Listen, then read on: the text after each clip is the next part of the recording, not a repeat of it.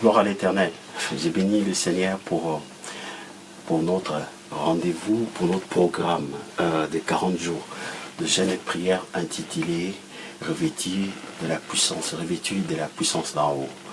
Je suis dans la joie d'être avec vous. Aujourd'hui, nous sommes au 12e jour, à notre 12e jour de jeûne et prière. Donc nous jeûnons de 2h du matin, 1h, 2h du matin jusqu'au 18h donc, de la journée. Et voilà, donc tout ça dans le but de nous humilier devant le Seigneur, de le supplier, de lui demander qu'il puisse nous aider, parce qu'en lisant sa parole, nous avons compris que la Bible dit, vous recevez une puissance et le Saint-Esprit survenant sur vous, vous serez mes témoins. Donc pour témoigner la bonté de l'Éternel, la miséricorde de Dieu, la grâce de Dieu, la guérison de Dieu, l'élévation de notre Seigneur, nous devons avoir le Saint-Esprit. Et nous avons vu dans le texte biblique comment le Seigneur a ordonné à ses disciples de ne rien entreprendre jusqu'à ce que le Saint-Esprit le prenne en charge. C'est pour cela aujourd'hui, nous aussi, nous sommes convenus de prier et de jeûner pendant 40 jours pour chercher que le Saint-Esprit puisse nous remplir de sa bonté, de sa présence, de sa puissance. Donc avant de commencer notre moment de partage, je m'aimerais prier pour recommander ces instants entre les mains de Dieu. Je prie. Seigneur notre Dieu, nous bénissons ton nom, nous sommes dans la joie de t'appartenir. Nous te disons merci pour le souffle de vie. Nous te disons merci pour ces moments. Seigneur, nous sommes vraiment reconnaissants car nombreux sont morts, nombreux sont dans des lits des hôpitaux. Mais toi, par ta grâce, tu nous as accordé la vie. Tu as permis encore que nous puissions nous approcher de toi, Seigneur. Nous ne sommes pas dignes de nous approcher de toi. Mais toi, tu es digne, Seigneur, de nous recevoir. Car la Bible déclare que c'est toi qui pardonnes nos péchés. Tu guéris nos maladies, Seigneur. Tu restaures, Seigneur, notre âme. Je bénis ton nom pour ces moments, pour le temps que nous allons prendre dans ta présence.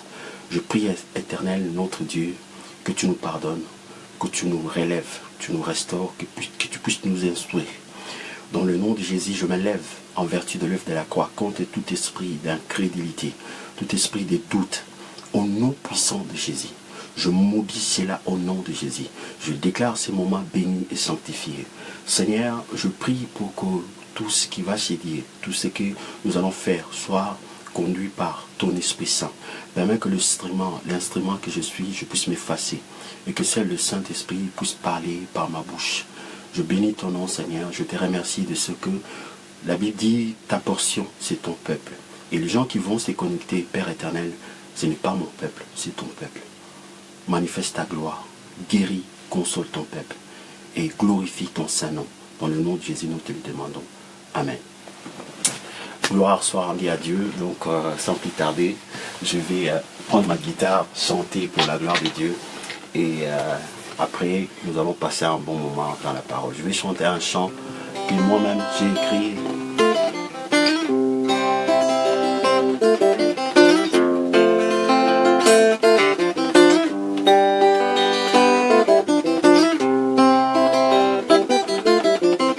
À la création, Dieu a fait le ciel et la terre. Il a créé l'homme à son image, à sa ressemblance. Avant de lui dire ne fais pas ci, ne fais pas ça, Dieu l'a béni en toutes choses, mes frères. Dieu lui a fait du bien pour qu'il observe sa parole. Dieu nous a fait du bien pour que nous vivions. Il nous a donné la vie pour qu'on observe sa parole. Dieu nous a fait du bien pour que nous vivions. Il nous a donné la vie pour qu'on observe sa parole. David a prié, il a imploré l'Éternel Dieu des armées en disant: fais du bien à ton serviteur pour que je vive et que j'observe ta parole. Oh Seigneur, tu l'as béni, tu as restauré son trône. David s'est assis, il a chanté tes merveilles. Car ta miséricorde durera toujours pour nous. Tu nous as donné la vie pour qu'on observe ta parole. Car ta miséricorde toujours pour nous. Tu nous as donné la vie pour qu'on observe ta parole. Jésus a été blessé pour nos péchés, brisé pour nos iniquités. Les châtiments qui nous donnent la paix est tombé sur le Fils de Dieu. Par tes maîtres sûrs, nous avons la guérison divine. Jésus nous a fait du bien pour qu'il observe ta parole. Dieu nous a fait du bien pour que nous vivions. Il nous a donné la vie pour qu'on observe sa parole. Dieu nous a fait du bien pour que nous vivions. Il nous a donné la vie pour qu'on observe sa parole. Alléluia. Gloire, gloire, gloire à l'agneau. Gloire, gloire, gloire à l'agneau, car il est glorieux et digne de régner. L'agneau est souverain. Nous élevons nos voix pour l'adorer. L'agneau est souverain. Oh, l'agneau de Dieu est souverain. L'agneau est souverain. L'agneau de Dieu est souverain. L'agneau est souverain. L'agneau est souverain. J'aimerais encore que nous puissions rentrer dans la présence de l'Esprit de Dieu pour que le Saint-Esprit puisse changer cette atmosphère. Nous sommes dans notre programme de 40 jours intitulé « Revêtis de la puissance d'en haut ». Donc, nous sommes humblement devant le Père Céleste qui nous donne de bonnes choses pour le supplier, pour lui demander, pour nous humilier, lui demander de nous remplir du Saint-Esprit, car Jésus a dit, vous recevez une puissance. Le Saint-Esprit survenant sur vous, vous serez mes témoins. Nous ne pouvons pas témoigner la puissance de Dieu, la gloire de Dieu, la guérison de Dieu, la restauration, si le Saint-Esprit ne nous prend pas en charge. Le Père nous a élus, le Fils nous a rachetés, il a accompli l'œuvre de la rédemption à la croix à Golgotha. Mais c'est le Saint-Esprit qui nous donne la vie qui va avec. Et il veut nous prendre en charge. La Bible dit, tous ceux qui sont conduits par l'Esprit de Dieu sont fils de Dieu.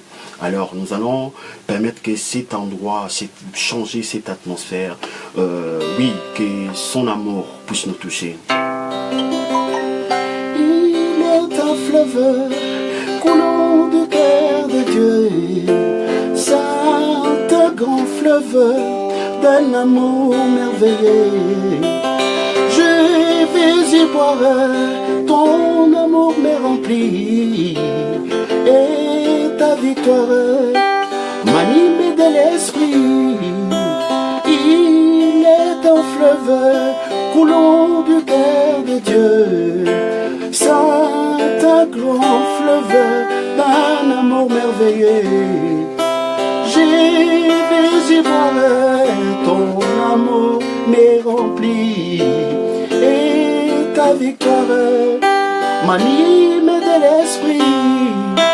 Il est un fleuve coulant du cœur de Dieu, saint grand fleuve d'un amour merveilleux. Je vais y boire, son amour m'est rempli, et sa victoire m'anime de l'esprit. Il est un fleuve coulant du cœur de Dieu, saint grand fleuve d'un amour merveilleux. Je vais y boire, ton amour m'est rempli, et ta victoire m'anime de l'esprit. Randamara sakabara korea bashinda, de baskabara korosheke de reskede kol bashinda kabara, horia basakamara korea basheka barashinde kose kabara. Alléluia, alléluia, alléluia. Alléluia, gloire à l'Éternel, gloire à Dieu. Alléluia, je bénis le Seigneur pour ce moment de partage. La Bible dit l'homme ne voit pas de pain seulement, mais de toute parole qui sort de la bouche de Dieu. Et sans plus tarder, nous allons rentrer dans le vif du sujet. Et ce soir, nous allons parler, le thème que je donnais, c'est un peu osé, Dieu veut te faire du bien. Parce qu'après avoir médité sur le texte biblique, j'ai compris que le Seigneur, il a son intention, comme l'apôtre Pierre dit dans le livre de Actes des apôtres, Actes 10, verset 38, 32, quelque part là, il dit, vous savez tous comment Dieu a oint de l'esprit et de force Jésus qui allait de lieu en lieu faisant du bien, délivrant tous ceux qui étaient sous l'empire du diable. Car Dieu était avec lui. Dieu était avec Jésus pour que Jésus puisse faire du bien. Et face à la loi, face à cette évidence, un jour il y avait une femme qu'on avait attrapée en flagrant délit d'adultère. Alors, le religieux, ils étaient là pour faire obéir la loi. Le Seigneur, ils ont présenté cette femme qui a été prise en flagrant délit d'adultère. Et le Seigneur nous a montré, il a conservé la vie. Parce que là où il y a la vie, la loi peut être observée. Si l'homme n'a pas la capacité, la force d'observer la loi, le Seigneur s'est arrangé, il a pourvu pour tout cela. Parce que l'homme, au commencement, avant le péché, il était apte pour obéir à la loi de l'Éternel. Mais le péché a émoussé son intelligence. Le péché a déprogrammé l'homme. Et l'homme est devenu charnel, l'homme est devenu mondain, l'homme est devenu plus quelqu'un qui est attiré par les choses qui ne glorifient pas Dieu. Parce qu'il a eu la mort spirituelle. Et cela a créé l'inimitié entre les choses de Dieu et les choses de ce monde. Alors Jésus, en venant dans le monde, il est venu pour révéler le plan de Dieu à ce qui concerne l'homme, parce qu'il s'est fait homme pour nous montrer quel a été le plan de Dieu. Et il a prêché en disant, à la fin de sa première prédication, il dit, soyez parfaits comme votre Père Céleste. Alors, le Seigneur notre Dieu, c'est un Dieu qui ordonne et il donne. Quand il nous dit d'être parfait, mais lui, il s'arrange pour que nous puissions atteindre la perfection. Et il a pourvu pour cela, car la Bible dit, par une telle offrande, il a amené à la perfection pour toujours ceux qui sont sanctifiés. Nous sommes sanctifiés par la parole, nous sommes sanctifiés au nom de Jésus, nous sommes sanctifiés par le sang de Jésus et nous sommes sanctifiés par le Saint-Esprit.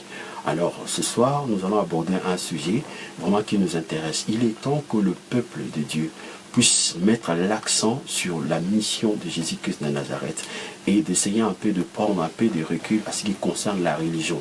La religion peut être définie comme quelque chose que l'homme fait pour essayer de plaire à Dieu. Ce n'est pas du tout mauvais. La religion, c'est ça qui a fait l'écuménisme.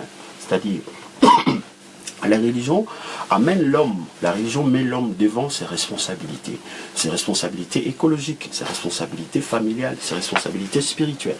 Mais par contre, hormis la religion, il y a quelque chose, il y a un fait. Le Seigneur a pourvu pour le devenir, il a donné les capacités. Combien même que la religion nous demande de choses, mais l'homme est toujours faillible. Donc l'homme arrive toujours à... Même, c'est ce que l'apôtre Paul a dit. Il dit, ce que je veux, c'est pas ce que je fais. Ce que je fais, c'est pas ce que je ne veux pas. Il fait ce qu'il ne veut pas faire. Donc il ne fait pas ce qu'il a envie de faire. Il dit, misérable que je suis, qui me délivrera de ce corps de mort. Gloire soit rendue à Dieu que nous la vie, la force, la délivrance qui nous délivre en Jésus-Christ. Alors ce soir, nous allons mettre l'accent sur le bienfait du Seigneur et de voir comment il était animé par cet esprit de faire du bien. Que le nom du Seigneur soit béni et donc que Dieu puisse oindre sa parole. Donc je vais poser le fondement et nous sommes dans le livre de l'évangile de Marc. Évangile de Marc au chapitre 3. Donc évangile de Marc au chapitre 3.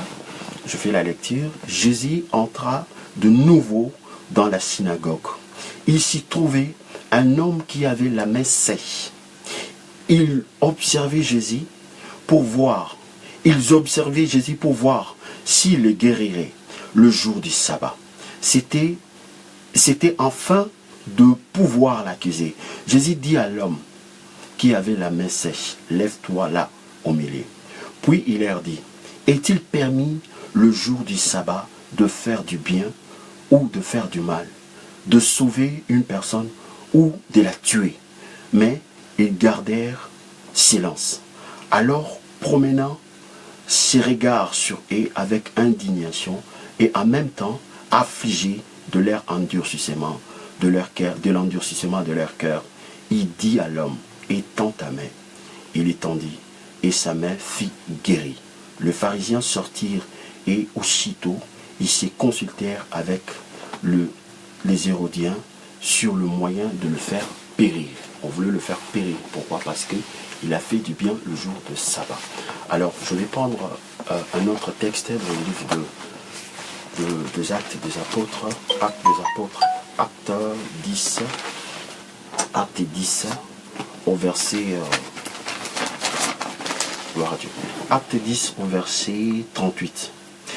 La Bible dit, vous savez comment Dieu a oint du Saint-Esprit et de force Jésus de Nazareth qui allait de lieu en lieu faisant du bien et guérissant tout ce qui était, tout, à l'exception de personne, tout ce qui était sous l'empire du diable, car Dieu était avec lui. Alors, j'ai souligné quelque chose ici, tout ce qui était sous l'empire du diable, car Dieu était avec lui. Je bénis le Seigneur. Je prie que tout le mot qui va sortir de ma bouche apporte la puissance de la résurrection pour amener le peuple de Dieu à la vie. Alors, dans ce texte, nous voyons qu'il est souligné la bonté, le bienfait de l'Éternel. Et de l'autre côté, il y avait l'envoyé de Dieu, Jésus-Christ de Nazareth, le lion de la tribu de Juda, l'incarnation de l'idéal, la vue de tout ce qui est noble, de tout ce qui est pur, l'alpha et l'oméga, le commencement et la fin de toutes choses. Est venu en mission sous le soleil pour soulager, délivrer tout ce qui était sous l'emprise du diable. Et de l'autre côté, il y avait des gens de bons pensants et de religieux qui voulaient faire respecter les institutions et la loi, mais bafouer en même temps la guérison, le bienfait du Seigneur. David a fait une prière, il a dit, fais du bien à ton serviteur pour que je vive et que j'observe ta parole. Mes chers amis, aujourd'hui, nous devons retourner aux fondamentaux. Pour la première fois, quand Jésus a pris la parole devant ses contemporains, il a dit, l'Esprit du Seigneur est sur moi parce qu'il m'a envoyé. Il m'a envoyé pour faire quoi? Pour guérir, c'est pour annoncer une bonne nouvelle. Pour annoncer une bonne nouvelle, guérir ceux qui ont le cœur brisé, proclamer aux captifs la délivrance. Pourquoi c'est là? Parce que je ne conçois pas, par exemple, un concessionnaire qui a inventé ou créé son véhicule dans l'idée que ces véhicules ne roulent pas. Je ne vois pas ça. Mais, ou par exemple, des usines qui fabriquent des appareils électroménagers, on le fabrique dans l'idée que cela puisse servir à quelque chose.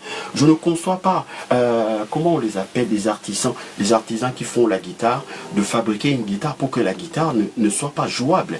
C'est inconcevable. Alors pourquoi Dieu fabriquerait une personne, va créer une personne, donnera une main qui ne pourra pas servir à quelque chose? Pourquoi Dieu donnera un corps qui ne pourra pas refléter la gloire de Dieu? Et Jésus ne peut pas concevoir que dans un cadre où le nom de l'Éternel est invoqué, à savoir dans les synagogues, qu'il y ait un homme qui avait une main qui n'était pas en activité.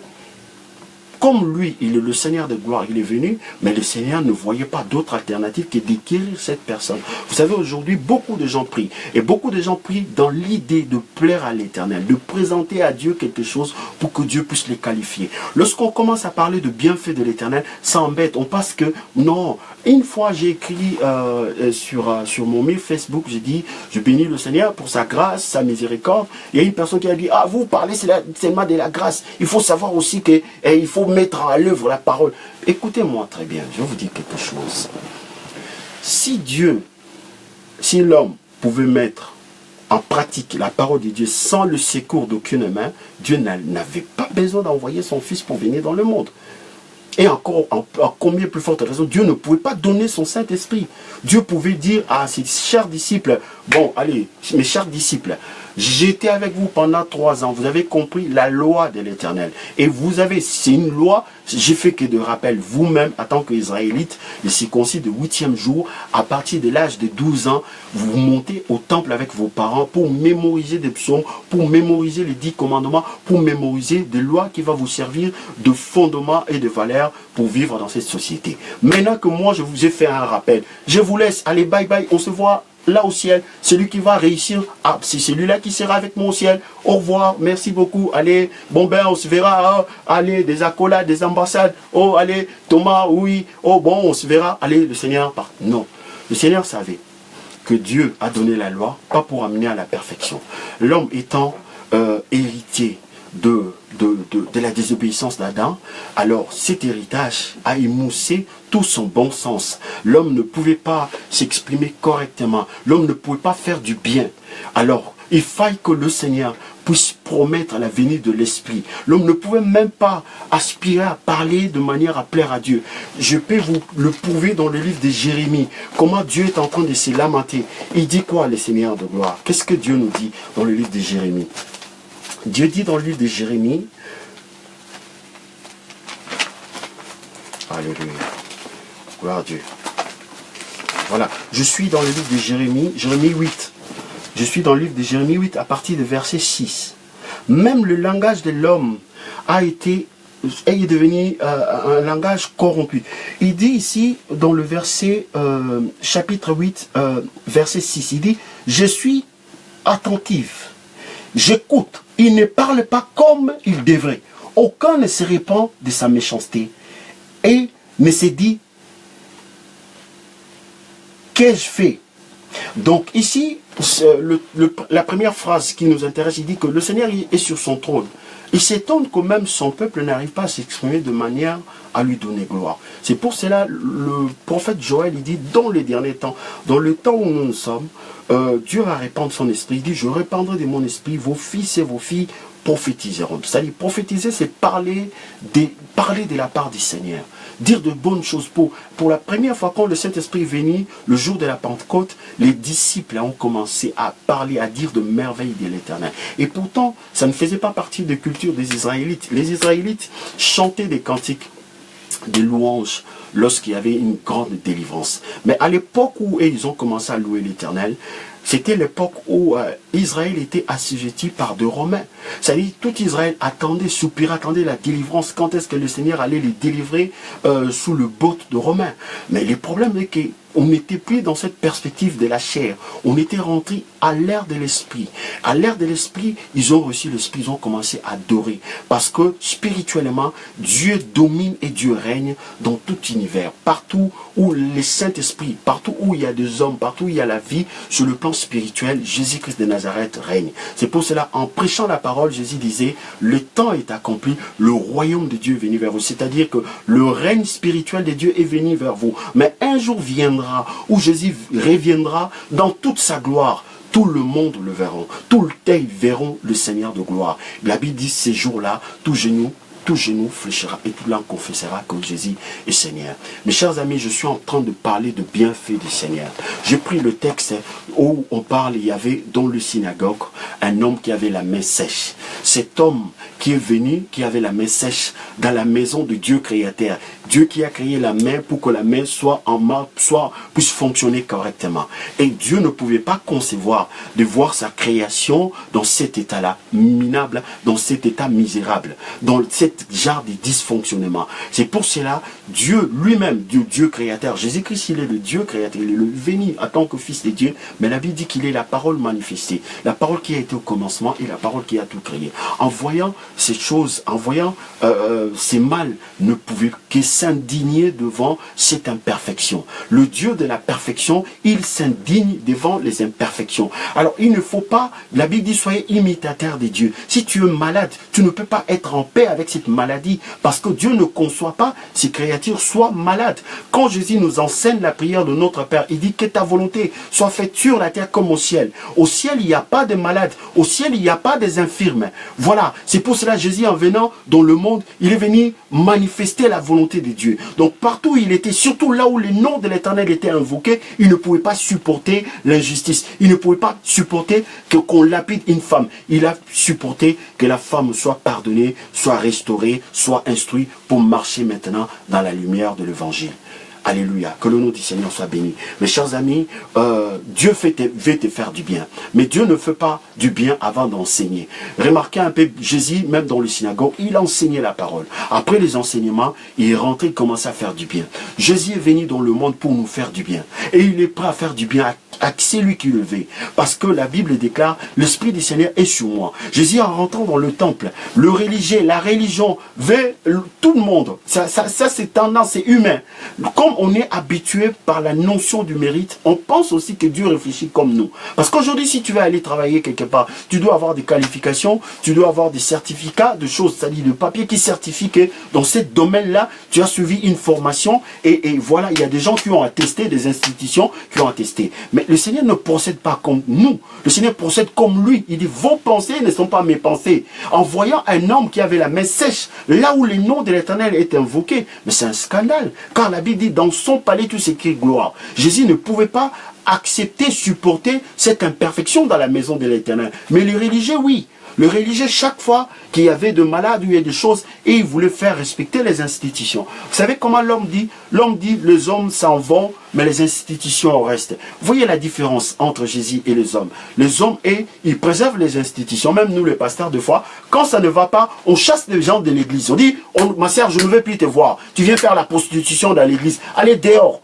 Mais Jésus-Christ de Nazareth, quand il voit l'esprit de prostitution, il met l'esprit dehors, il met l'infirmité dehors, il laisse l'homme. Parce qu'il connaît la valeur de l'homme. Parce que c'est lui qui est le créateur. Voyez-vous? Donc aujourd'hui, nous ne pourrons pas continuer à être religieux et à faire des choses contrairement aux attentes de l'Éternel. David a prié un jour, il a dit à Seigneur, fais du bien à ton serviteur pour que je vive et que j'observe ta parole. Je chantais exprès ces chants que j'ai écrits. J'ai dit au commencement, Dieu a créé le ciel et la terre. Il a créé toutes choses. Voilà. Mais avant de donner le commandement à l'homme, il a mis au large. Dieu l'a mis au large. Dieu lui a donné un jardin d'Éden. Dieu lui a donné la femme. Dieu lui a donné la santé. Dieu lui a donné l'autorité, domination, avant de lui donner des ordres. Mais pourquoi nous, des fois dans l'église, on voit déjà quelqu'un qui arrive, il n'arrive pas à se délivrer lui-même, il a déjà des problèmes de finances, mais on l'impose à observer la loi. On l'impose à observer la loi. Et des fois on prêche comme ça. Dieu ne te bénit pas parce que tu marches de telle ou telle manière. Mais est-ce que moi qui ai envoyé Adam d'aller pécher pour que j'hérite ça? Mais c'est ce que la Bible dit. La Bible dit, vous avez été vendu gratuitement. Vous serez aussi sauvé gratuitement. Il ne faut pas défendre la loi. Il faut défendre la vie. Le Seigneur est venu parce qu'il y avait des pharisiens, il y avait la femme qui était là, une femme adultère, qu'on a attrapée à flagrant délit d'adultère. Maintenant, le pharisien, il voulait faire respecter la loi. On devait lapider cette femme. Parce que Moïse a dit, lorsqu'on attrape une telle femme, on doit la lapider. Et cette femme, elle était là, elle attendait, ils attendaient la réponse de Christ. Le Seigneur a commencé par leur poser la question, qui d'entre vous n'a pas péché? Qui jette la première pierre? Ils ont compris que c'est de l'hypocrisie qui anime l'homme. Le Seigneur ne regarde pas l'homme. Si Dieu vraiment, Salomon dit, si Dieu regardait vraiment les souvenirs des iniquités, qui pourra subsister? Même les religieux qui ont amené la femme pour qu'elle soit lapidée ne pourront pas résister. Parce que le mal se trouve dans l'homme. Que ce n'est pas seulement. C'est pour cela que le Seigneur a dit, allez visiter le prisonnier. Le prisonnier, c'est quelqu'un qui est passé en acte. Mais celui qui n'est pas, tous ceux qui sont dehors, ce sont aussi des coupables, mais qui n'ont pas passé en acte. Vous voyez, il n'y a pas la différence entre, devant Dieu, le coupable qui a agi et le coupable qui n'a pas encore agi. Peut-être parce que lui, il a connu l'éducation ou la sécurité de son environnement qui l'a empêché de passer à l'acte. Mais jusque-là.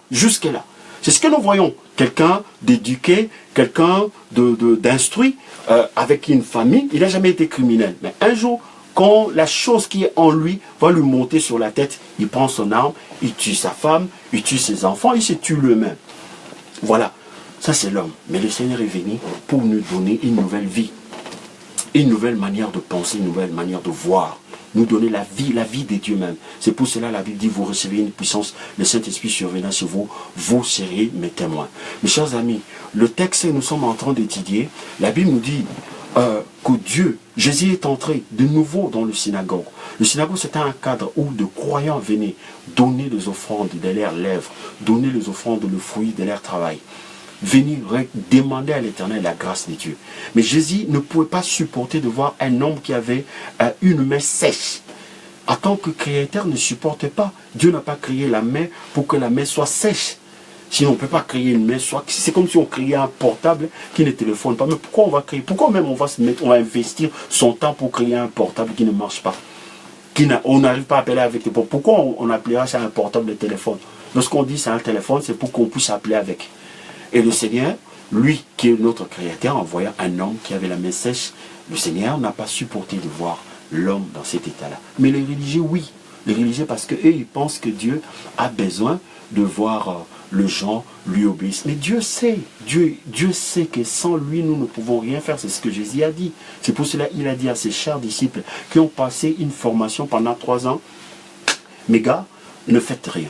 Restez là jusqu'à ce que le Saint-Esprit vous prenne en charge. Si le Saint-Esprit vous prend en charge, vous allez produire la bonté, la joie, la bénité, la patience, la tempérance, la maîtrise de soi. Mais si le Saint-Esprit ne vous prend pas à charge, vous allez produire l'impudicité, le vol, le mensonge. Et voilà, vous serez animé par l'esprit de ce monde.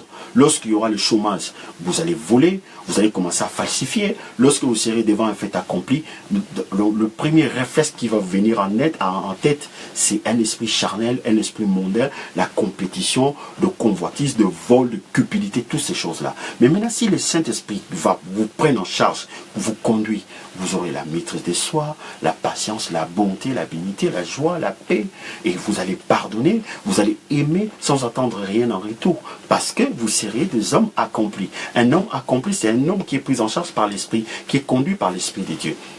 Donc, c'est pour cela, il est très important que l'homme sache la mission de Jésus-Christ de Nazareth, c'est pour nous faire du bien. Et Jésus ne supporte pas que le cancer puisse ronger, puisse détruire une créature de l'Éternel. Parce que nous reflétons la gloire de Dieu. Nous reflétons la gloire de Dieu. Dieu, avant de créer le poisson, il a parlé aux eaux. Et avant de créer les oiseaux, il a parlé au firmament. Avant de nous créer, nous, il a parlé à lui-même. Il dit, créons l'homme à notre image, qu'il soit à notre ressemblance, mes chers amis. Et c'est pour cela que nous devons être imitateurs de Dieu, de voir comment Jésus a marché. Jésus, il est né pour nous. Il a vécu pour nous. Il a marché pour nous. Et quand il était en train de s'indigner de voir l'infirmité, mais nous aussi, nous ne pouvons pas supporter de voir l'infirmité dans nos maisons.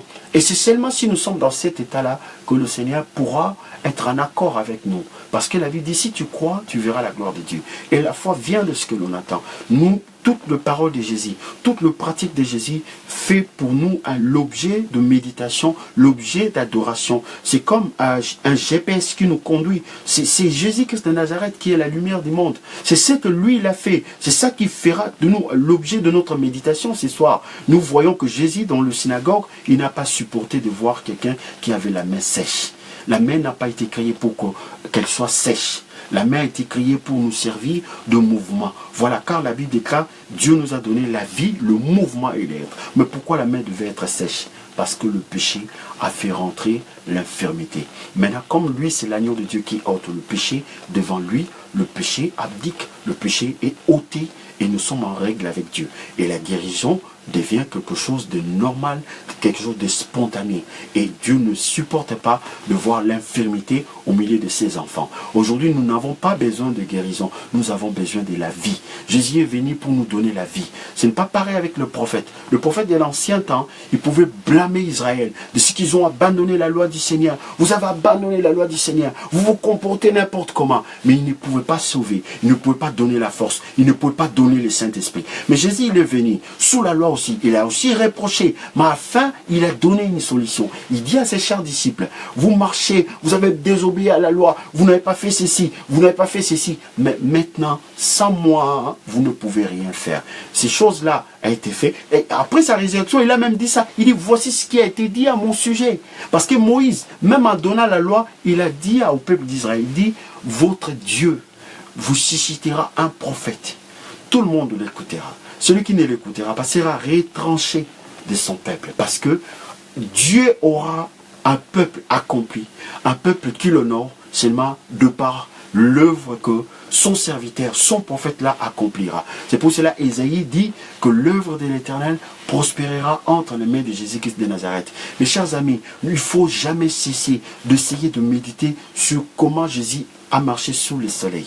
Il faut méditer sur ça. C'est ça qui nous donnera la force d'avancer. C'est ça qui nous donnera la force d'adorer le Seigneur. C'est ça qui nous donnera la force de dire que nous sommes enfants de Dieu. Parce que Un enfant de Dieu, c'est qui? C'est celui qui a accepté Jésus. Mais comment accepter Jésus? Nous allons accepter sa naissance, nous allons accepter sa vie, nous allons accepter son comportement, son approche, comment il regardait l'homme, comment il s'indignait contre la religion. La religion veut que les choses se passent, veut organiser les choses. Mais Jésus veut donner la vie.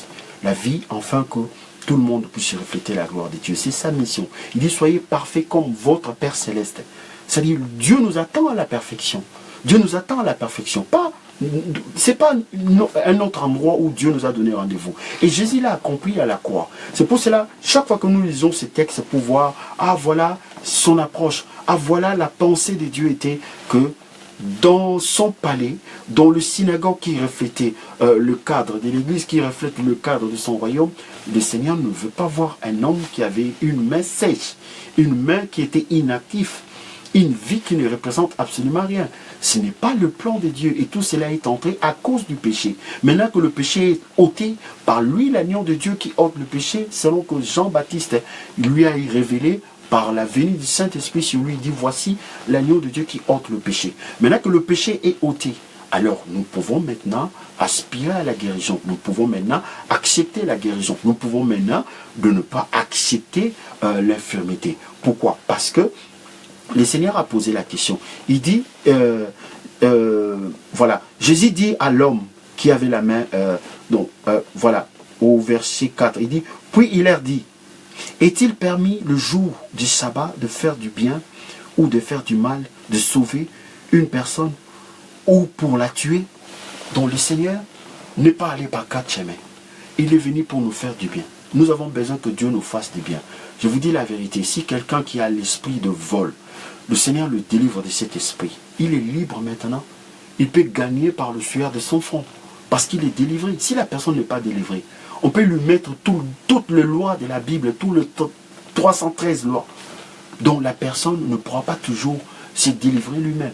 C'est pour cela que nous avons besoin de délivrance du Seigneur. Mais le Seigneur n'accomplira pas des choses extraordinaires au milieu de nous si on ne le connaît pas. Tout passe par la connaissance de Dieu. Nous devons savoir que Jésus n'est pas venu pour faire valoir les institutions, valoriser la loi, mais non, pour nous accorder la vie. Lorsqu'on a la vie de Dieu, parce que lui, il a accompli la loi, c'est après cela nous pouvons observer la loi. Mais la première des choses, nous voulons ce soir, Dieu veut nous faire du bien. C'est pour cela le thème de notre message aujourd'hui, Dieu veut te faire du bien. Alors cela est prouvé dans le livre de Actes des Apôtres, Actes 10, Pierre dit quoi? Il dit, vous savez comment Dieu a oint du Saint-Esprit et de force. Du Saint-Esprit et de force. Pourquoi Dieu a oint Jésus du Saint-Esprit et de force? Parce que l'homme qui pêche, l'homme qui marche dans l'impudicité, dans l'adultère, c'est une force. C'est une force qui le conduit dans ça pour l'amener en enfer. Voilà, c'est pour cela qu'on parle de la délivrance. Et Dieu ne pouvait pas envoyer Jésus comme ça. Il lui a donné le Saint-Esprit et une force. Cette force servirait à quoi? Il dit, il allait de lieu en lieu faisant du bien et guérissant. Jésus est venu pour nous faire du bien. Celui qui n'a pas connu la bonté de l'Éternel ne peut jamais adorer le Seigneur. Il peut relater toutes les souffrances de ce monde. Il peut relater tous les abus de gens. Et lorsqu'il regarde sa famille, il peut relater toute la misère. Mais il ne peut pas relater la bonté de l'Éternel. Mais il faut aspirer à ces choses. Il faut aspirer, on ne peut pas être chrétien et voir sa vie dans tel ou tel domaine. Si ta vie dans un domaine ne reflète pas la gloire de Dieu, mais tu as le droit de te tourner au Seigneur pour dire, Seigneur, n'est-ce pas que Jésus est mort à la croix? N'est-ce pas qu'il y a eu l'échange divin à la croix? N'est-ce pas que Jésus s'est fait pauvre à la croix, afin que je puisse rentrer dans l'abondance de Dieu? N'est-ce pas que Jésus s'est fait malédiction à la croix? Mais pourquoi moi je dois hériter la malédiction de mes parents? Donc il faut nous poser ce genre de questions, parce que la Bible nous dit que Jésus a été oint de force de l'Esprit pour nous délivrer sous l'empire du diable. Donc nous avons le droit de nous révolter et de tourner vers le Seigneur. Tu dis non, non, non Seigneur, ce que je suis en train de vivre ne correspond pas à ta parole. N'est-ce pas que toi tu as dit que nous, par tes maîtres, par le merci de Jésus, nous sommes guéris? Et le Seigneur aime ça. David a dit, je rappelle à l'Éternel ses promesses. Je rappelle la parole à l'Éternel. Dieu nous attend là qu'on puisse lui rappeler la parole. Le Seigneur dit dans les livres d'Ésaïe, dit, venez plaidons. Produisez les moyens pour te défendre. Donc plaidons. Quelqu'un qui est en train de plaider. C'est-à-dire, il parle pour sa faveur. Et en plus, si on amène la parole de Dieu pour dire à Dieu, Seigneur, j'ai lu dans ta parole, dans le livre d'Ésaïe, Ésaïe 53, verset 5, la Bible dit, par ses meurtrissures, par le meurtrissure de Jésus, je suis guéri. Mais le médecin me dit que je suis malade. Mais moi, je n'accepte pas cette maladie. J'accepte ta guérison. Je persiste et je signe. Tu dis comme David, je ne mourrai pas, je vivrai, je raconterai les œuvres de l'Éternel. Je suis dans un pays où je n'arrive pas à trouver papier, je n'arrive pas à trouver une maison, mais pendant ce temps-là, je vis comme un malhonnête derrière une femme. J'ai le droit d'aller voir le Seigneur. J'ai dit, mais Seigneur, tu as dit l'homme vivra par la sueur de son front. Ces pays ne peuvent pas me refuser la régularité. Parce que si tu m'as donné la vie, tu me vois en règle, j'ai le souffle de vie. Tous les hommes qui sont comptés par Dieu sont des hommes qui ont le souffle de vie. Mais si toi, tu l'as voulu que ça soit ainsi, ce n'est pas l'administration qui va contrecarrer. Et en plus, l'administration là, toi, tu n'as pas créé des pays, tu as créé le monde. C'est les hommes qui ont séparé le pays. Maintenant, la loi des hommes va surpasser la loi de Dieu. Ah Seigneur, je refuse cela. Je t'ai béni parce que je sais que ta parole tiendra. Ta parole tiendra. Tu exécuteras. Dieu du haut de son trône, il va sourire même. Parce qu'il sera dans la joie de voir un enfant qui les connaît. C'est comme aujourd'hui, vous savez, quand vous croisez quelqu'un, vous ne le connaissez pas. Mais la personne connaît ta mère, il connaît ta famille, il te parle de toi, là où tu as grandi, là où tu allais à l'école. Mais je pense, même si tu n'es pas une personne, tu n'es pas gentil, tu vas quand même t'arrêter. Ça te fera quand même plaisir de voir quelqu'un qui est en train de relater ta vie comme ça. Et le Seigneur nous attend là. Nous attend quelqu'un qui va dire, mais non, attends, je vis Jésus dans le synagogue, il n'a pas supporté de voir un homme qui avait la main sèche. Mais Seigneur, je suis convaincu que tu ne supportes pas que moi, je puisse être un sans-abri. Mais c'est là, Dieu ne peut rien faire sans la foi. Si peut-être tu as demeuré pendant longtemps dans la médiocrité, mais parce que la foi, c'est la main tendue pour recevoir tout ce que Dieu donne. Donc, le Seigneur te donne. Le fait déjà que Jésus soit dans le monde, c'est que le Seigneur te donne. Mais le problème, c'est quoi? Le problème, c'est qu'il faut avoir la main tendue de Dieu. La main tendue de Dieu, c'est ça qui nous permet de rentrer dans ce que Dieu donne. Le Seigneur montre son indignation de voir dans le synagogue, là où le nom de Dieu saint est invoqué, de voir comment ça s'appelle? Un paralytique, de voir un homme qui avait une main sèche. Le Seigneur, il s'est indigné. Il a dit à ceux qui voulaient faire respecter les institutions, il dit, ce qui est prioritaire, c'est la vie. Ce qui est prioritaire, c'est la guérison. Ce qui est prioritaire, c'est la délivrance. Alors, moi, étant venu dans le monde, c'est ce que je fais, c'est ce que je ferai. Je ne respecte pas tout ce que vous voulez respecter parce que Dieu m'a envoyé pas pour sauver les institutions, pour sauver l'homme. Et je veux un homme avec une main sèche, là où le Dieu de la perfection est invoqué. C'est inadmissible. Je l'ai guéri tout de suite. Et le Seigneur l'a guéri tout de suite. Et l'apôtre dira que le Seigneur a oint Jésus-Christ de force de l'Esprit qui allait de lieu en lieu faisant du bien. Lorsque nous commençons à nous approcher devant Dieu, tout en ayant la vision que Jésus avait ici, de voir l'homme en bonne santé, de voir l'homme libéré, de voir l'homme restauré, le Seigneur fera de grandes choses avec nous. Voilà, c'est ce qui va produire la foi en nous. La foi, je le répète, c'est la main tendue qui nous pousse à recevoir de la part de l'Éternel la guérison, la délivrance, la restauration, l'assurance, toutes ces choses-là. Mes chers amis, nous sommes au temps de la fin. Nous sommes au temps où nous avons besoin de manifester notre foi. Il n'y aura pas la foi lorsqu'on ne médite pas sur la parole du Seigneur. Et sur ces textes qui nous dit que Jésus entra de nouveau dans la synagogue en voyant un homme qui avait la main sèche et il observait. Et tout le monde observait Jésus. Pourquoi il observait Jésus? Parce que le monde est en inimitié avec la volonté de Dieu. Le monde veut que les institutions soient respectées. Les hommes veulent que l'église soit respectée, qu'il n'y ait pas de démoniaques, qu'il n'y ait pas les gens qui viennent perturber. Or, ils ne savent pas que l'homme animé par un esprit démoniaque, il peut venir même dans l'église, se comporter n'importe comment. Même s'il porte des titres de bishop, mais parce que tout simplement, il est animé par un esprit démoniaque. Mais celui qui connaît le Seigneur, il a la capacité de s'indigner et de rappeler à l'Éternel et de menacer l'esprit, de chasser cet esprit-là, afin que cet homme soit libre pour servir l'Éternel.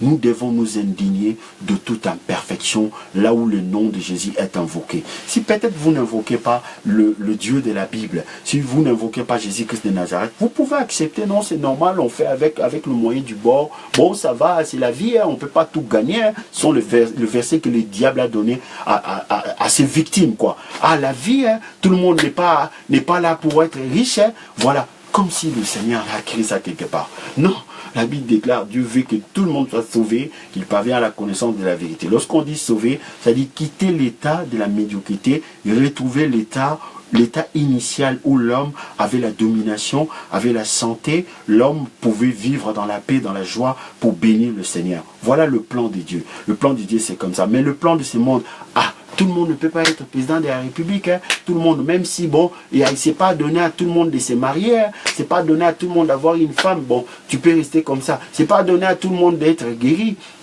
Il y a des paralytiques, c'est Dieu lui-même qui a fait comme ça. Qui t'a dit que c'est Dieu qui a fait ça? Nous tous nous connaissons, c'est le péché qui a permis à tous ces démons pour se retenir captifs. Beaucoup de gens qui sont infirmes, c'est à cause des esprits démoniaques. Nous avons vu dans la Bible qu'à un moment donné, quand Jésus chassait des esprits, mais la personne qui avait l'infirmité partait avec le démon qui le laissait. Et là, la personne pouvait maintenant commencer à vivre correctement.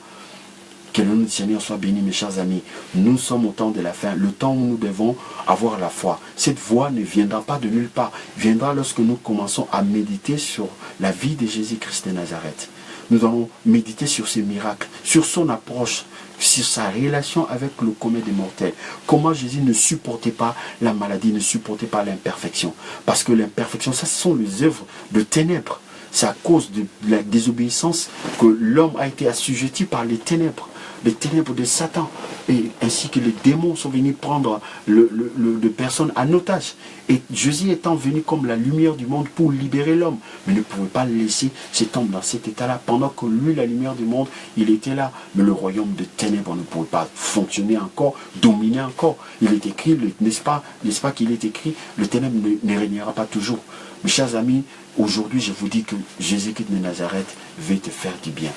Je sais que c'est ringard, l'homme n'aime pas le faire lorsqu'on dit ça. La chair n'est pas enthousiasmée parce que la chair sait que lui, il est en enfer. La chair va t'aider à faire tout ce qui est irrégulier, tout ce qui est illégal pour que tu puisses aller en enfer. Quelqu'un a dit, tout ce qui est interdit est bon. Hein. Tu sais que ça attire. Tout ce qui est interdit, ça attire.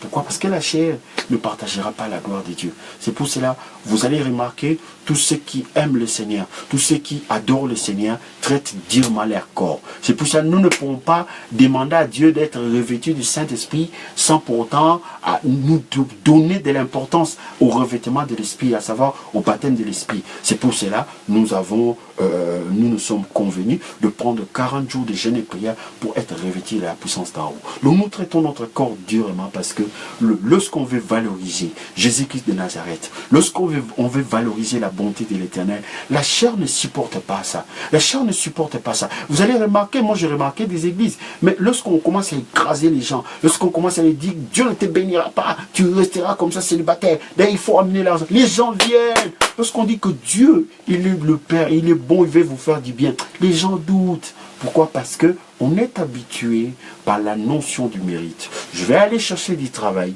On va essayer que je puisse prouver si je suis apte à travailler dans ces domaines-là. Je dois prouver par un diplôme, par un certificat que je suis apte pour travailler. Et les gens pensent aussi que Dieu travaille comme ça. Lorsqu'on rentre dans le synagogue, on va se comporter d'une manière, d'une autre, pour essayer de permettre. Non, le Seigneur, j'aime comment le Seigneur a procédé. Avant que Dieu puisse se révéler, Dieu a créé l'homme, il a mis la pensée de l'éternité en lui. Cette pensée de l'éternité disait à l'homme, il y a un être suprême. Mais cet être suprême peut te secourir.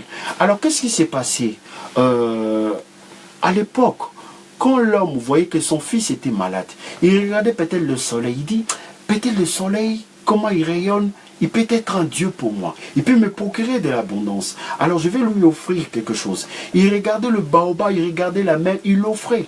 Mais Dieu, dans sa bonté, dans sa miséricorde, il savait que l'homme, le temps n'était pas encore venu dans le monde pour qu'il puisse se révéler. Dieu passait derrière cette idolâtrie pour donner du secours à l'homme. Et l'homme, dans son ignorance, il pensait que le bois là qu'on prit là, c'est lui qui est notre Dieu. Mais le Seigneur faisait ça parce que Dieu ne pouvait pas abandonner sa création. Dieu n'a jamais abandonné sa création. C'est pour cela que vous remarquerez, même dans le pays où ils n'ont pas encore connu Jésus comme Seigneur et Sauveur, le Seigneur leur donne quand même de bon sens, malgré leur religion fabriquée de toutes pièces. Le Seigneur n'abandonne pas sans cesse. Le Seigneur ne conteste pas sans cesse. Donc, c'est pour cela que nous devons comprendre ces choses. Mes chers amis, ce soir, nous sommes en train de partager sur un trame très capital. Dieu veut te faire du bien. Mais pourquoi Dieu va me faire du bien? C'est lui qui connaît ta valeur. L'homme ne connaît pas sa valeur. L'homme connaît peut-être la notion du mérite. S'il fait du bien, beaucoup de gens aujourd'hui pêchent. Pourquoi? Parce qu'ils voient que, ah, moi je marche bien, je n'arrive pas toujours à me marier. Il y en a d'autres personnes qui sont en train de se compromettre, ils sont toujours mariés, ils commencent à se tourner vers Dieu pour dire au Seigneur, c'est pas normal, c'est pas juste, moi je paye mon offrande, je fais ceci, je marche toujours dans la droiture et je suis toujours déçu par les hommes. Ce n'est pas la notion qui mérite, qui prévoit devant le Seigneur. C'est sa bonté. C'est sa bonté. Nous devons vraiment commencer à remercier Dieu pour sa bonté.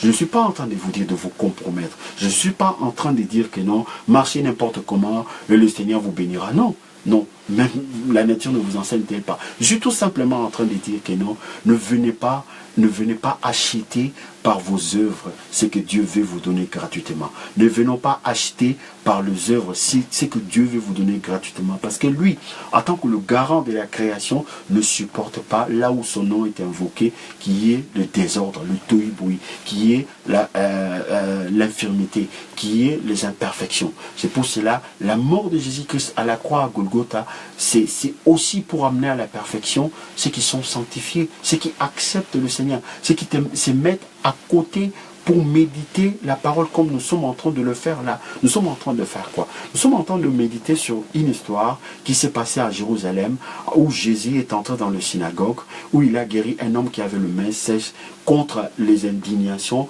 de chefs religieux. Alors le chef religieux, il voulait faire respecter l'ordre dans le temple. Mais le Seigneur Jésus voulait faire respecter la vie. La vie n'a pas été donnée pour qu'il puisse subir l'écrasement de l'ennemi. L'homme a été créé pour refléter la gloire de Dieu. L'homme n'a pas été créé pour refléter les imperfections, c'est que Satan donne. L'homme n'a pas été créé pour refléter des autels, des sorciers. L'homme n'a pas été créé pour refléter des chômages, des difficultés. L'homme n'a pas été créé pour refléter le djihad, tout le monde. L'homme n'a pas été créé pour ça. Et c'est pour ça que Jésus s'indignait de voir là où le nom de l'Éternel est invoqué, un homme qui avait la main sèche. Ça sert à quoi une main sèche? Ça sert à quoi? Une main sèche, ça sert à quoi? Est-ce que Dieu pouvait créer quelqu'un avoir une main sèche? Est-ce que là-bas, lorsqu'on nous parle de 24 vieillards, on dit l'autre 24 vieillards n'a pas pu enlever sa couronne parce que le 24 vieillard, il avait une main sèche? Non. La Bible dit que tous ils étaient en train d'adorer le Seigneur avec tout leur corps. Mais si le Seigneur lui-même nous dit, comme nous sommes enregistrés avec Christ, affectionnons-nous des choses d'en haut. Donc, si je regarde en haut, je trouve que là, tout le monde est en bonne santé, ben, je vais revendiquer. Le médecin ne vient pas me dire que j'ai le cancer, j'ai le sida. J'accepte ton diagnostic, mais je me tiendrai devant la croix jusqu'à ce que cette maladie aille à la croix. Toute la maladie devait partir à la croix, pas dans mon corps. Le corps qui invoque le nom du Seigneur Jésus, Dieu ne supporte pas ces choses-là dans mon corps. Et la maladie tuera à la croix, là où on t'a déposé, là-bas, à la croix. Pas ici, pas chez moi. Parce que ici, c'est la louange, c'est l'adoration qui émane du trône céleste. Pourquoi? Comme les anges, comme le 24 vieillards, comme les 4 êtres vivants, je suis en train de donner gloire à Dieu. Parce que c'est un Dieu de l'excellence et de la perfection. Et la perfection avec sida, la perfection avec cancer, la perfection avec l'infirmité, non, ce n'est pas compatible. Il faut commencer par refuser. Lorsque vous ne refusez pas votre situation, cela veut dire que vous êtes ami avec cette situation. Vous savez, le fils prodigue, qu'est-ce qui s'est passé? Le fils prodigue, il s'est dit, oh, mais comment je peux me retrouver dans cette situation? Moi qui ai un papa qui donne la nourriture à ses serviteurs, malgré que j'ai fauté, Mais je suis ici, je cherche même à manger. Manger même ce que le porc, le pourceau laisse. On n'arrive pas à me donner. Mais je fais quoi? Je reste là pour souffrir? Non. Il y a une possibilité, il y a une perspective. Je me lèverai, j'irai vers mon père, je demanderai pardon, je retournerai dans ma maison, quitte à devenir même serviteur, mais cette vie, je n'accepte pas. Le jour où tu t'élèves, le jour où tu commences à refuser l'imperfection, mais tu fais comme Jésus. Jésus, il était indigné de voir un homme qui avait une main sèche. Ça sert à quoi une main sèche? Est-ce que la Bible nous dit là au ciel, il y avait aussi des anges qui avaient de mains sèches? Si des gens qui sont infirmes, peut-être qui me suivent, je ne suis pas, il y a des accidents de la vie, il y a des choses où on ne peut pas y remédier. Mais laissez-moi vous dire, rien n'est impossible à Dieu, quoi. Il y a des choses où on peut dire, bon là, la main est cassée, bon, la main est enlevée, on ne peut rien faire.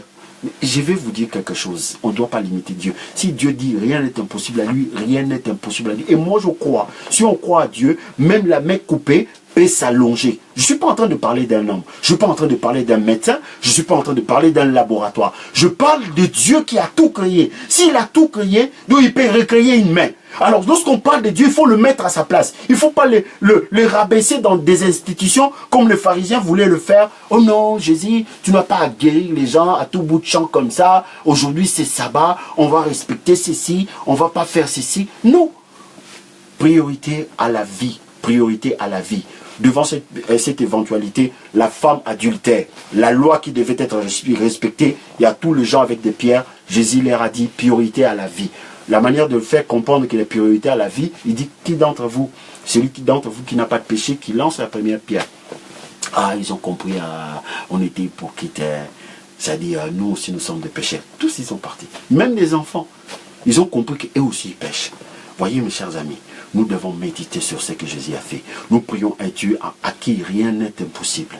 C'est vous qui pouvez limiter. Comme la Bible déclare, ils ont limité le Saint d'Israël. Nous ne pouvons pas limiter Dieu. Dieu peut recréer une vie. Rien n'est impossible à lui. C'est toi qui... Dieu, il nous donne le libre arbitre parce que lorsqu'on se lève comme Jésus, on dit que cette situation, il ne faut pas que cette situation, tu te révoltes. C'est ce jour-là, le Seigneur sera avec toi. Vous savez, j'ai vu dans mon ministère, chaque fois où je me suis levé en colère sainte pour dire non à une situation, le Seigneur était avec moi. Mais chaque fois, j'essayais de dire, bon, c'est pas grave, c'est la vie, on ne peut pas tout avoir, des versets que le diable donne à tous les désespérés, à tous les découragés, tous les éclats. Je ne comprends pas ma vie. Bon, tout le monde ne peut pas se marier, tu sais, la vie. Bon, la chance, c'est pas pour tout le monde. Hein. Tu sais, la richesse là, nous, dans notre famille, on est seulement des agents d'exploitation. Hein. C'est pas moi, je n'ai pas la tête à aller à l'université.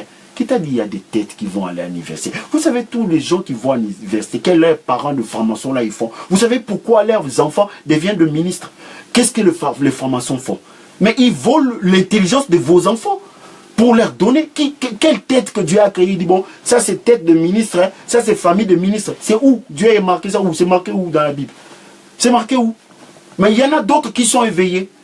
Ils sont éveillés, il y a des hôtels, il y a des choses. Mais nous n'avons pas des hôtels qui parlent de la croix. C'est pour ça le matin, j'avais dit, on va commencer à bâtir les hôtels pour nos enfants.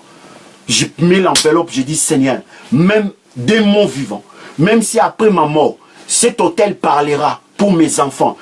La Bible dit, mes enfants seront disciples de l'Éternel. J'ai bâti cet hôtel. Mes enfants ne mourront pas comme ça. Ils vont te servir. Ils vont marcher. Mes enfants n'iront jamais dans le club échangiste. Mes enfants n'iront jamais chez le marabout. J'ai bâti cet hôtel. Je vous dis la vérité. Même après votre mort, le jour où votre enfant va aller chercher un marabout, quelque chose va se présenter devant elle, où Dieu carrément va lui parler parce que Dieu est fidèle. Dieu est fidèle. L'Éternel est fidèle. Mais le franc-maçon, il est faux. Ils font des sacrifices, ils sont là. C'est normal que son fils devienne aussi ministre, président. Parce qu'ils ont fait des hôtels pour voler l'intelligence de vos enfants. Mais vous, qu'est-ce que vous avez fait pour vos enfants? Vous n'avez rien fait pour vos enfants. Mais ils sont francs-maçons, ils ont bâti des hôtels pour leurs enfants. Et leurs enfants deviendront ministres parce qu'il y a des choses qui parlent à leur faveur. Parce que Dieu a dit, vaut mieux être chaud ou froid. Mais vous ne faites rien. Baptisez des hôtels pour vos enfants. Dites que non, Seigneur, que je sois vivant ou après ma mort, mes enfants te serviront. Je bâtis cet hôtel, je mets ça dans l'église, que je ne sois pas... Je vous dis la vérité, Dieu est fidèle. Dieu honore sa parole. Sur la base de ta parole, tu as dit, mes enfants seront disciples de l'Éternel. C'est dans le livre d'Ésaïe, mes enfants seront disciples de l'Éternel. verrez à l'école, la formation ne viendra pas. Vous voyez, vous ne comprenez pas. Il y a des enfants qui sont dans des cités. Deux fois, ce sont des personnes qui sont sans foi ni loi, qui sont toujours de pauvres. Parce qu'ils pensent, bon, nous, on est ici dans des HLM, dans des maisons de pauvres. Nous, on n'est pas riches. Ils se sont déjà donné l'identité. Et ils ne font rien pour leurs enfants. Mais le franc-maçon, ils font des hôtels et ils font des sacrifices pour leurs enfants. Ils parlent à leur Dieu, maman, à leur Dieu, Satan. Et les diables protègent leurs enfants. Après leur mort, ils deviennent ministres encore. Parce qu'il y a un fait. C'est une famille de francs-maçons. Et ils sont comme ça. Mais nous, qu'est-ce qu'on fait pour la gloire de l'Éternel? Bien-aimés, nous sommes en train de partager la parole de Dieu dans le livre de Marc 3. Nous parlons de l'histoire où Jésus est entré dans le synagogue. L'endroit où Dieu est invoqué dans sa perfection, dans sa gloire. Et Jésus s'est indigné de voir l'imperfection dans la vie d'une personne qui avait la main sèche. Si Jésus est en train de s'indigner, à combien plus forte raison nous, ses disciples? Nous trouvons ça normal. Ah, normal, dans la vie, il y a aussi des paralytiques, il y a aussi des pauvres. Il ne faut pas aller vite. Tout le monde ne peut pas être riche. Tout le monde ne veut pas finir des études. Laissez cet enfant-là, s'il n'arrive pas à travailler à l'école, tous les enfants ne vont pas réussir. La Bible vous dit que tous les enfants ne vont pas réussir. La Bible dit, vos fils seront disciples de l'Éternel. Plantés dans la maison de l'Éternel, ils prospèrent dans le parvis de Dieu. C'est ce qu'ils font l'ornement de parler de l'Éternel. La Bible donne beaucoup de versets pour les enfants. Prenez ces versets, faites une offrande, bâtissez les hôtels dans vos églises là où vous allez. Priez dans votre chambre, dites Seigneur, de mon fils, que je sois là ou pas, mon fils va travailler à l'école parce que la Bible dit telle chose. Que le nom du Seigneur soit béni. Alors nous voyons que cet homme qui avait la main sèche, et que le pharisien, les hérodiens, le religieux voulaient préserver l'institution. Mais Jésus donne l'importance à la vie. La vie, c'est lui qui connaît la valeur de la vie. Et les gardiens des institutions, l'homme aime les institutions. Comme on dit, ça c'est une institution. On peut te virer, on n'a pas besoin de toi. Ça c'est le monde. On peut te virer aujourd'hui, il s'en fout, tu pars au chômage. Les institutions restent. On dépense beaucoup d'argent pour les institutions, mais pour ton salaire, on te donne tout petit peu. Tu n'arrives même pas à joindre le debout. Ça n'intéresse pas la société. Vous voyez, cette société corrompue.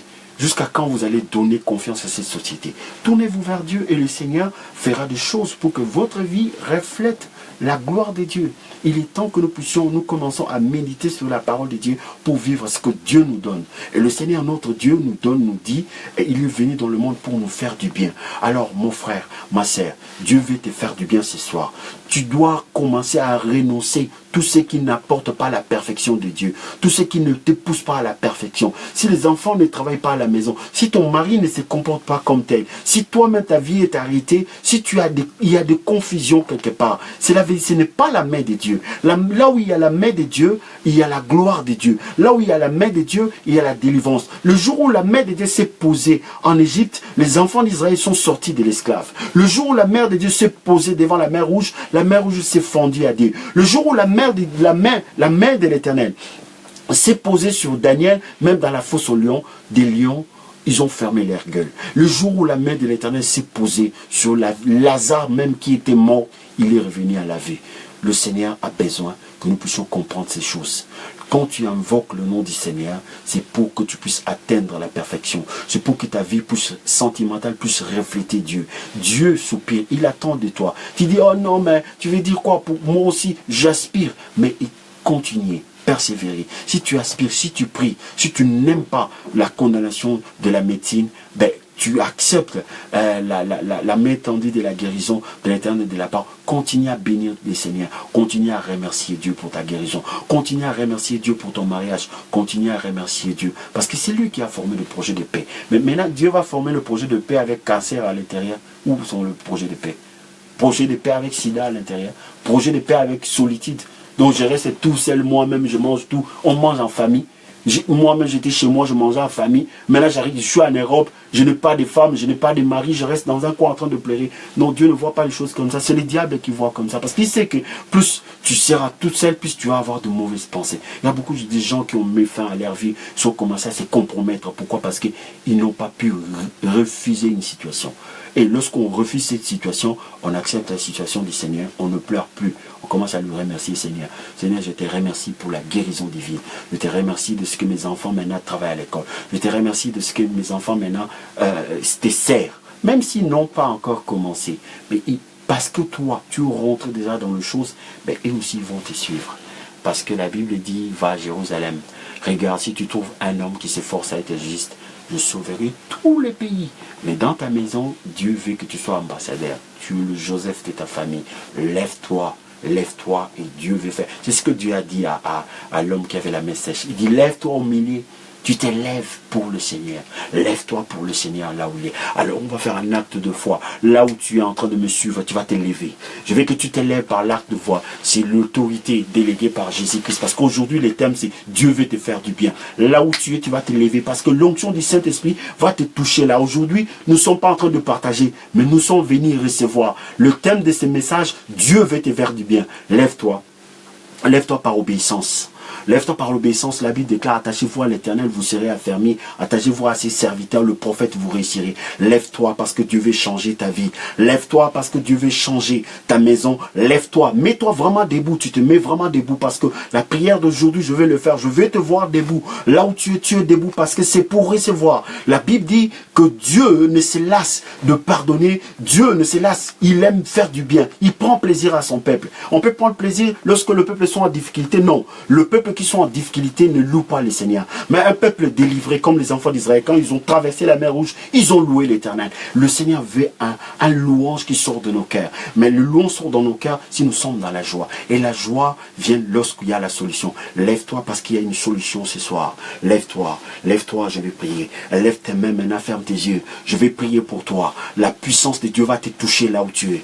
La puissance de l'Esprit va te toucher, va te tuer. Si tu avais une maladie incurable, tu seras guéri maintenant. Tu seras guéri maintenant en vertu de l'œuvre de la croix, par la puissance du Saint-Esprit. C'est maintenant le temps favorable. Parce que Jésus ne supporte pas l'imperfection. Jésus ne supporte pas l'infirmité. Jésus ne supporte pas que le démon puisse dominer une famille là où Jésus est invoqué. Je prie maintenant, au nom puissant de Jésus. Ainsi parle le Seigneur. Laisse aller le peuple de Dieu. Je lis l'homme fort, assigné contre mon frère, assigné contre ma sœur. Je les lis maintenant par des barres de fer incassables. Au nom puissant de Jésus, je les déloge, je le chasse dans le lieu aride. Au nom puissant de Jésus, je proclame la puissance de l'Esprit. La puissance de l'Esprit te touche maintenant. L'onction du Saint-Esprit te touche là où tu es. L'onction du Saint-Esprit te touche là où tu es. Tu sens un feu de la tête jusqu'à la plante de tes pieds. Le feu du Saint-Esprit, le feu est en train de te purifier. Le feu est en train de te libérer de tout lien, de toute chose dans ton ventre est libéré maintenant.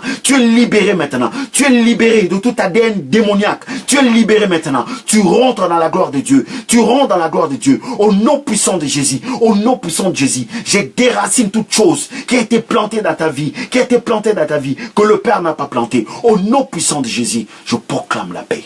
Je proclame la vie. Je proclame la guérison maintenant. Tu rentres maintenant. Tu rentres dans un nouveau départ. Tu rentres dans l'excellence. Tu rentres dans ton mariage. Tu rentres maintenant dans la guérison. Tu rentres dans l'adoration. Tout tu diras, toi et moi et ma maison, nous servirons l'Éternel. Tu rentres dans la paix. Tu rentres maintenant. Je vais remercier le Seigneur. Père, je te remercie de ce qu'aujourd'hui, par ton Saint-Esprit, tu nous as donné le titre « Dieu veut te faire du bien ». Seigneur, tu as fait du bien à tes enfants qui ont obéi à ton serviteur, qui ont obéi à la parole. Ils se sont indignés de toute imperfection, car ils ont compris que dans ton univers, le chaos n'a pas les derniers mots. Comme au commencement, quand il y avait le chaos, tu as dit que la lumière soit. Et je proclame la lumière. Je déclare la lumière maintenant. Je déclare la lumière dans la vie de ton fils. Je déclare la lumière dans la vie de ta fille. Au nom puissant de Jésus. Seigneur, je prie pour un nouveau départ. Merci pour le bien que tu as fait à ton peuple. Merci pour la guérison divine que tu as accordée. Merci pour la restauration. Merci pour l'élévation que tu as donnée à tes enfants. Dans le nom de Jésus, nous avons ainsi prié. Amen. Maintenant, recevez la puissance de Dieu. Maintenant, vous avez commencé une nouvelle vie. Votre vie a changé aujourd'hui. Parce que tout ce que Jésus a dit, il l'a accompli. Je suis dans la joie. Soyez bénis abondamment. Merci beaucoup pour votre participation à cette réception. Nous sommes venus recevoir et nous avons réussi. Moi aussi, j'ai réussi. Vous allez commencer à remercier Dieu aujourd'hui. Dormez en paix. parce que le Seigneur s'est indigné de cette situation et il a donné maintenant sa vie pour que vous puissiez vivre la vie de Dieu. Vous avez commencé la vie de Dieu avec lui. Que le Seigneur vous bénisse abondamment. Nous sommes arrivés à la fin de notre partage. Nous allons nous retrouver de 4h à 5h. Nous sommes toujours dans cette perspective d'être revêtis de la puissance d'en haut. Le Seigneur est avec nous. Le Saint-Esprit est en train de faire des choses extraordinaires. Que Dieu vous bénisse abondamment. La Bible dit, donne à ses bien-aimés pendant leur sommeil.